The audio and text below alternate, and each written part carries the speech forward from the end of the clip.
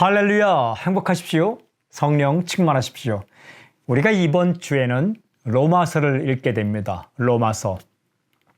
정말 좋아하는 바울 서신 가운데 하나이죠. 로마서를 읽게 되는데 크게 두 부분 나눠서 말씀드리겠습니다. 첫 번째 부분은 배경 및 특징, 두 번째는 주요 내용에 대해서 말씀드리겠습니다. 첫 번째, 배경 및 특징.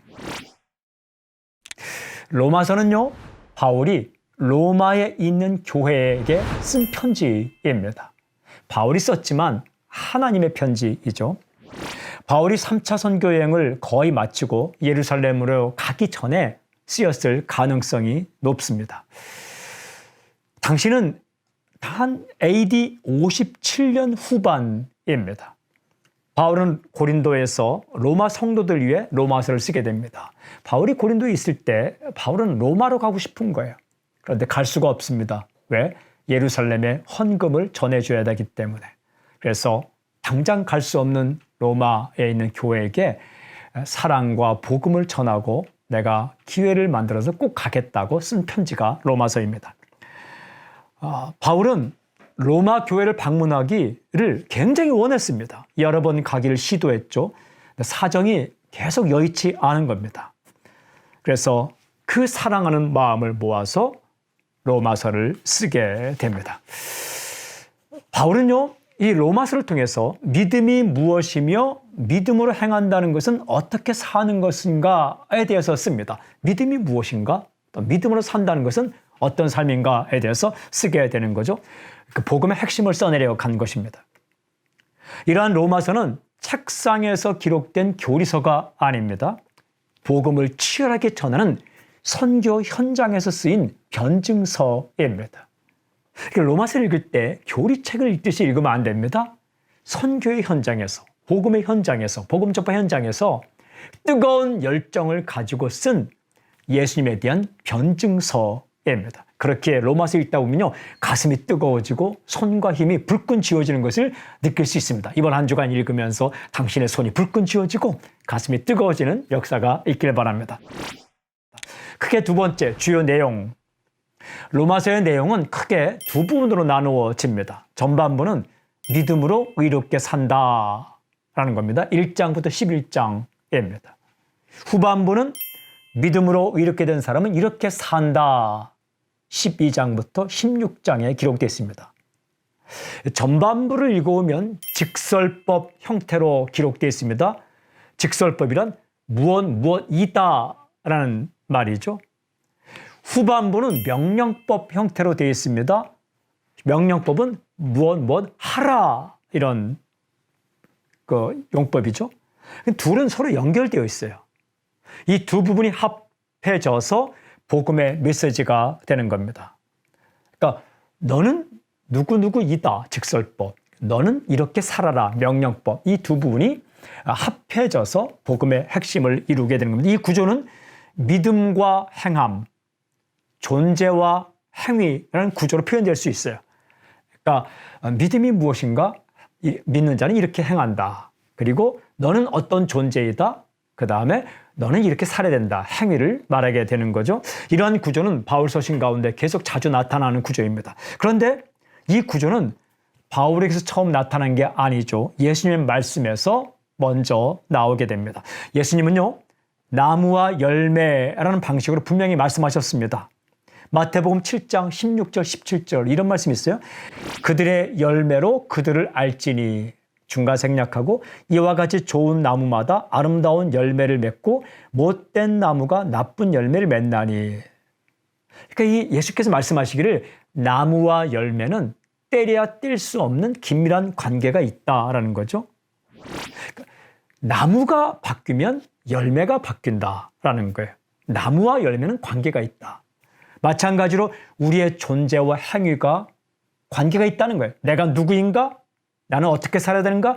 이게 관계가 있다는 것이죠. 우리의 존재가 예수님의 사람으로 바뀐 것이 사실이라면, 내가 예수님의 사람이라는 것이 확실하다면 우리의 행위도 반드시 예수님을 닮은 삶의 스타일로 바뀌게 되어 있다라는 말씀입니다. 그래서 예수님을 따라가는 삶을 사는 것을 보면 그 사람이 예수님의 사람이라는 것을 알 수가 있다. 존재와 행위가 연결되어 있습니다. 이 주제는 바울 서신이 아닌 일반 서신인 야고보서의 대주제이기도 합니다. 야고보서 읽어보면 참된 신앙은 참된 삶을 포함한다. 그래서 로마서와 야고보서는 서로 배치되는 서신이 아닙니다. 공통된 주제를 가지고 있는 것이죠. 그래서 이 로마서를 읽어보면 크게 두 부분으로 내용이 구분됩니다. 첫째 부분, 믿음으로 이렇게 된다. 로마서 1장부터 11장까지입니다. 바울은요, 로마서 1장 1절 4절에서 자신이 복음을 위해 사도로 부르심을 받았던 고백을 합니다. 이렇게 고백해요. 1장 15절. 이 복음은 예수 그리스도이시다. 라고 선언합니다.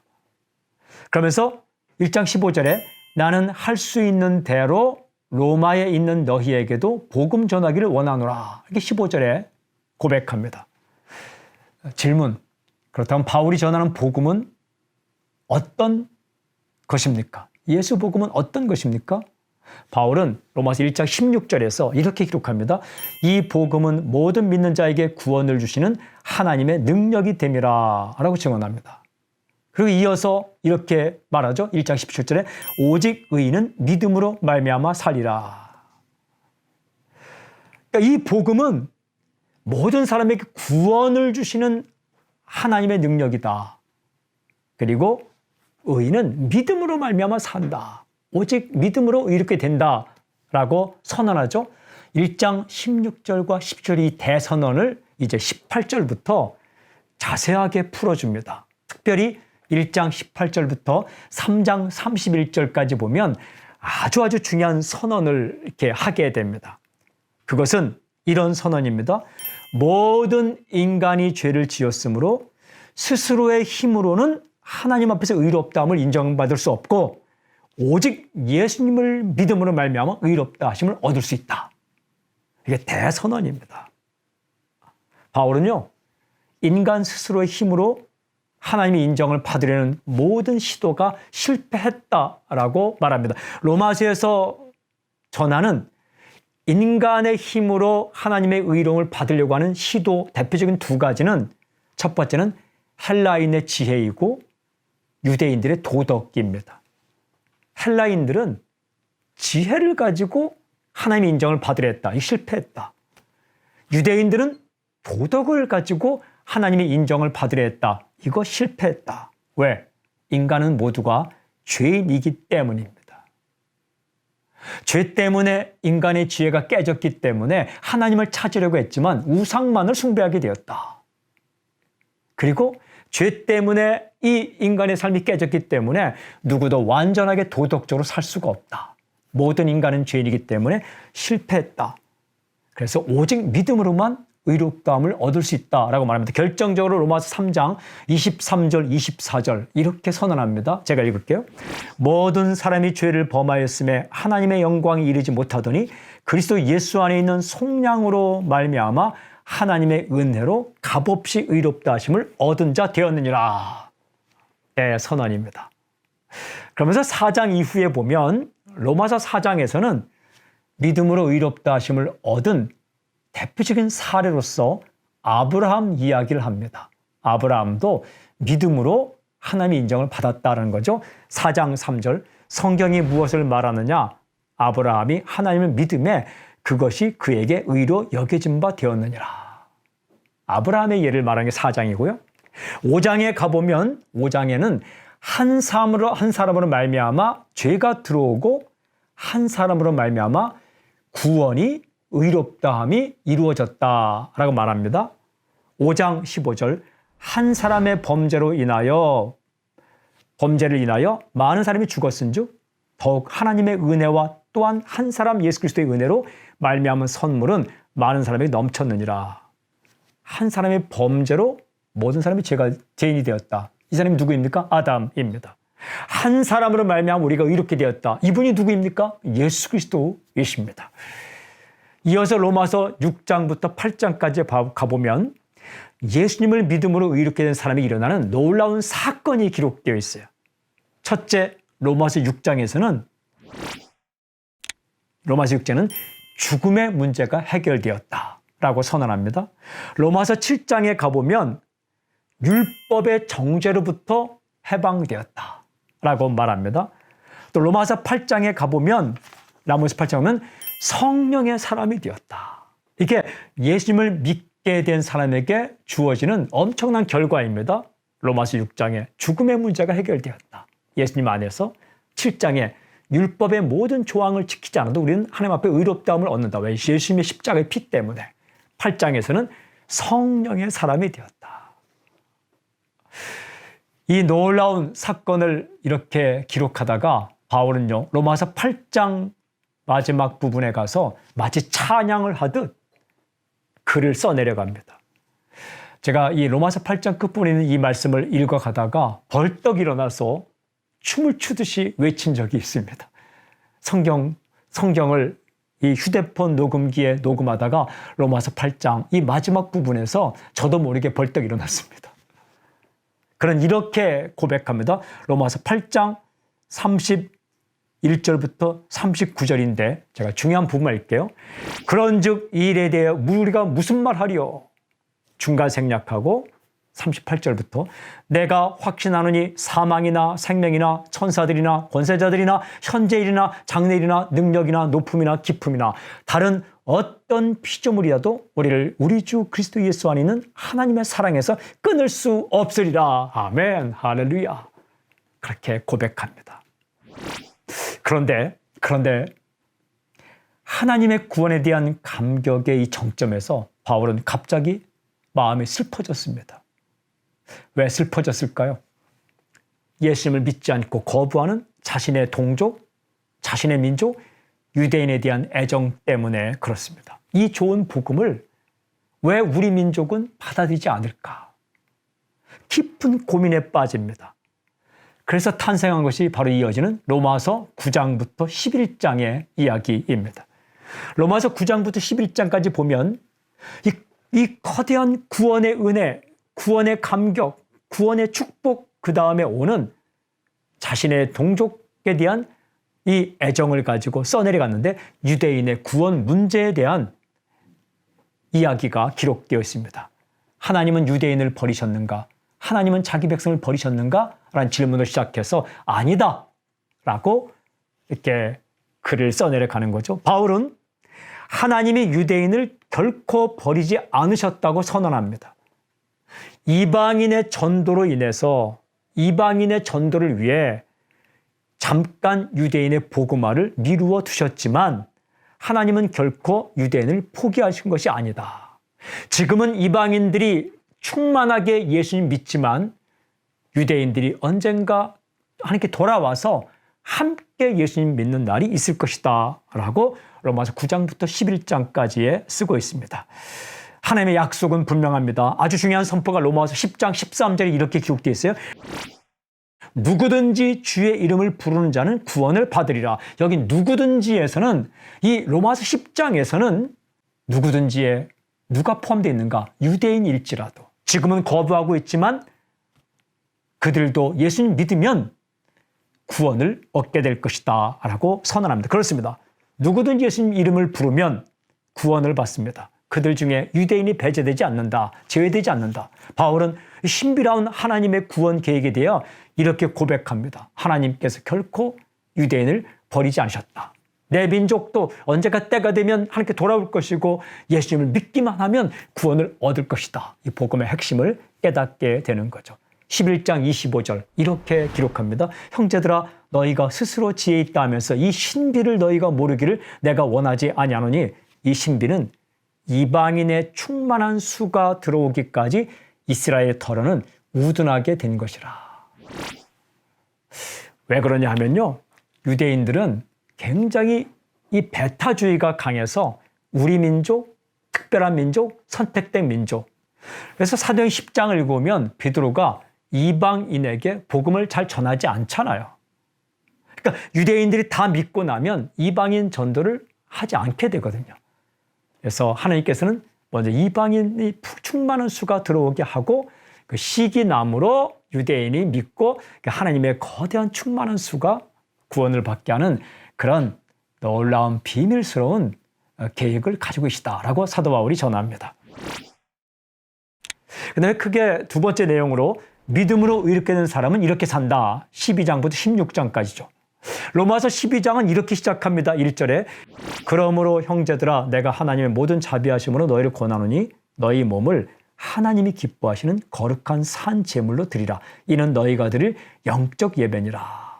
그러니까 믿음으로 의롭게 된 사람이 어떻게 살아가는가? 삶의 모든 부분에서 영적 예배자로 살아가게 된다. 거룩한 산 제물로 자신을 하나님께 드리고 영적 예배자로 살아가게 된다라고 선언합니다. 바울은요, 굉장히 중요한 말을 하나님은 바울의 입술 통해 이렇게 2절에 12장 2절에 기록합니다. 너희는 이 세대를 본받지 말고 오직 마음을 새롭게 함으로 변화를 받아 하나님의 선하시고 기뻐하시고 온전하신 뜻이 무엇인지 분별하도록 하라. 어떻게 살면 영적 예배자로 살 수 있을까? 이렇게 말씀합니다. 이 세대를 본받지 말라. 그리고 변화를 받아서 새로운 방식으로 살아가라 라고 말씀하시죠. 구체적으로 어떻게 사는 것인가? 로마서 12장 3절부터 쭉 이어집니다. 간단히 말씀드리면 은사를 따라서 살아가라. 사랑하며 살아가라. 부지런하게 살아가라. 모든 사람과 평화의 관계를 만들며 살아가라. 한 국가의 국민으로서 성실하게 살아가라 라고 말씀하십니다. 또 14장에 가보면 믿음이 연약한 자를 비판하지 말라 라고 말씀하십니다. 15장에 가보면 바울은 여러 번 로마에 가기를 원했다라고 고백을 합니다. 그리고 하나님께서 허락하시면 나는 반드시 예수 그리스도의 충만한 복을 가지고 로마에 가기를 원한다라고 편지를 쓰고 있습니다. 그리고 이 로마서 이제 마지막 16장에 가보면요, 바울이 문안한 내용이 나옵니다. 수많은 동역자의 이름이 나오고 있습니다.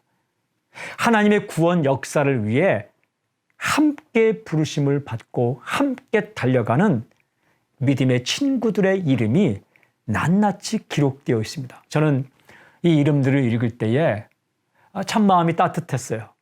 바울이 홀로 달려가고 있지 않구나. 그 주변에 하나님께서 친구들을 많이 보내주셨구나. 함께 꿈꾸고 함께 달려가는 친구들을 보내주셨구나 라는 생각이 들었습니다.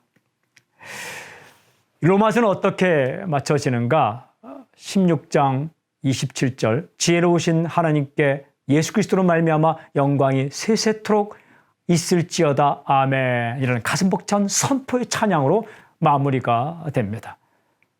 그러니까 이 모든 복음과 복음의 삶을 이야기한 이후에 하나님께 영광을 돌리는 그런 글로 마무리가 되죠. 이 말씀 가운데 예수 그리스도로 말미암아라는 구절이 나옵니다. 하나님께 영광을 돌리는 유일한 길은 바로 예수 그리스도이십니다. 예수를 믿는 것, 예수님을 따라 사는 것, 이것이 하나님께 영광을 돌리는 유일한 길이다. 이번 한 주간 로마서를 읽으면서 딱딱한 글로 읽지 마시고요. 이 선교 현장에서 복음의 핵심을 전하고 싶은 바울의 열정을 느끼면서 한 절 한 절 읽어 가실 때에 은혜가 넘치길 바랍니다. 승리하십시오. 은혜로운 한 주가 되십시오.